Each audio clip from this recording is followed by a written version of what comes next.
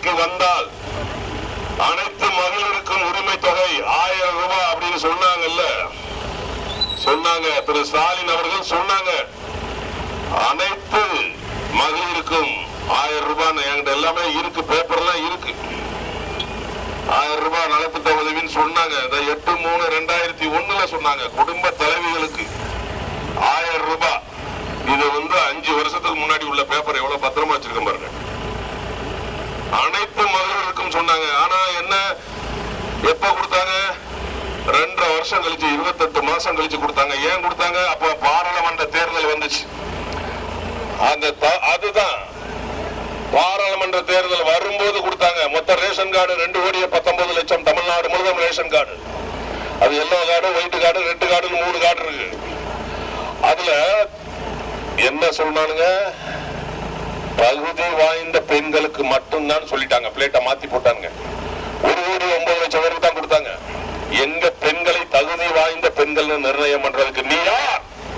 நீ யார்? எங்க தமிழ்நாட்டு பெண்களை தகுதி வாய்ந்த பெண்கள் நீ யார் நிர்ணயம் பண்ற? அப்புறம் நாங்க பெண்களுக்கு இலவச பஸ் அப்படின்னு பஸ் கொடுத்துட்டு அமைச்சர்லாம் சொல்றோம் ஓசி ஓசி ஓசி. உங்க அப்பா வீட்டு காசா? இல்ல நாங்க கேட்டோமா எங்களுக்கு பஸ் பெண்களுக்கு இலவசமா கொடுங்கன்னு? மக்கள் வரி பணத்துல தானே அந்த பஸ் ஓடுது. அது எப்போவாவது ஒரு வாட்டி பஸ் வருது. அதுல யாருனாலும் கண்டக்டர் திட்டுறான், டிரைவர் திட்டுறான். இல்ல அதுல ஃப்ரீயா கொடுத்துட்டு வீட்டுல உள்ள கணவரோ வீட்டுல உள்ள பையனோ பொண்ணோ போனா ஒரு ஸ்டாப்ல இருந்து இன்னொரு ஸ்டாப்புக்கு 5 ரூபாய் டிக்கெட்னா 10 ரூபாய் டிக்கெட் ஏத்திட்டானுங்க. உதயநிதி ஸ்டாலின் அவர்கள் நீட்டை ஒழிப்போம்னு சொன்னாங்க. நீட்டை ஒழிச்சாங்களா? அப்புறம் ஏன் போய் சொல்றீங்க? அனிதா முதல் ஜெகதீஷ் வரை 21 பேர் 22 பேர் தற்கொலை பண்ணாங்களே நீட்டை ஒழிக்க முடியாம. அப்புறம் இவங்க திமுக ஆட்சிக்கு வந்தாலே போதும். அப்புறம் மின்சார கட்டணம் 3 தடவை ஏத்திட்டாங்க, சொத்து வரியை ஏத்திட்டாங்க, அப்புறம் பாத்தீங்கன்னா வீட்டு வரியை ஏத்திட்டாங்க. எல்லா பொருளும் விலை ஏறிட்டு, சிமெண்ட் விலை ஏறிட்டு, ஜல்லி விலை ஏறிட்டு. ஆனா இவங்களை கேட்டா நாங்க ஆட்சியை நல்லா பண்றோம். நீங்க என்ன நல்லா பண்றீங்க?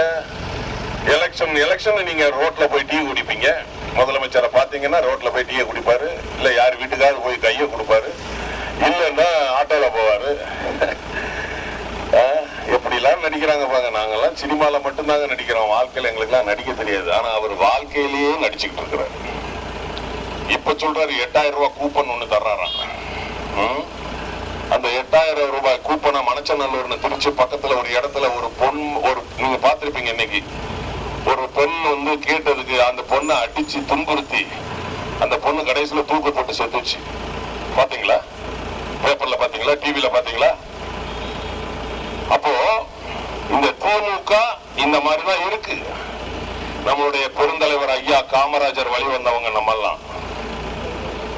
பெருந்தலைவர், கர்ம வீரர், படிக்காத மேதை, கல்வி கண்கண்ட கடவுள் அப்படிலாம் நம்ம சொன்ன நம்மளுடைய பெருந்தலைவர் காமராஜரை என்னெல்லாம் பேசினானுங்க இவனுக்கு தெரியுமா? நம்ம தாத்தாவை என்னெல்லாம் பேசினானுங்க. இந்த திருச்சி சிவான் ஒரு மேல்சபை எம்பி இப்ப திமுக ஆயிருக்காரு. அவர் என்ன சொன்னாரு? நம்ம ஏசி இல்லாம காமராஜர் இருக்க மாட்டாரு. நீ பாத்தியா? நீ பாத்தியா? நீ இந்த முக்தார்னு ஒருத்தன் ஏச்சவாயன் அவன் நினைச்சுக்கிட்டான். அவன் இந்த முக்தார்னு ஒருத்தன் நான் பார்த்த இடத்துல அடிப்பான். அவன் என்ன சொல்றான்? நம்ம ஐயாவை ஊழல்வாதிங்கிறான். நம்ம காமராஜர் ஊழல் செஞ்சாரா? சாகும் போது 12 வேட்டியை 165 ரூபாய் வச்சுட்டு போனாரியா? உங்களை மாதிரி இந்த கள்ள ட்ரெயின்ல ஏறி திருக்கோயில இருந்து கள்ள ட்ரெயின்ல ஏறி இன்னைக்கு ஆசியாவிலே 10வது பணக்காரன்ல கலைஞர் குடும்பம் ஒரு பெரிய கோடீஸ்வரன் குடும்பம். ஆனா அவரை பார்த்தா மெட்ரோல ட்ரெயின்ல முதலமைச்சர் ஸ்டாலின் காசு கொடுத்து டிக்கெட் எடுத்து போன. நல்ல வேலை அவங்க பரம்பரையில அவராவது காசு கொடுத்து டிக்கெட் எடுத்தாரு. கலைஞர் வித்தவுட்ல போனாரு. அவரு ஊழல் செஞ்சு கொள்ளையடிச்சு கோடிக்கணக்கில் வச்சிருந்தா இவனுங்க பூரா நம்ம காமராஜரை ஊழல் பெருந்தலைவரை ஊழல்வாதிங்கிறான். அந்த முக்தாருங்கிறவன் அவனுக்கு திமுக 2 போலீஸ் பாதுகாப்பு.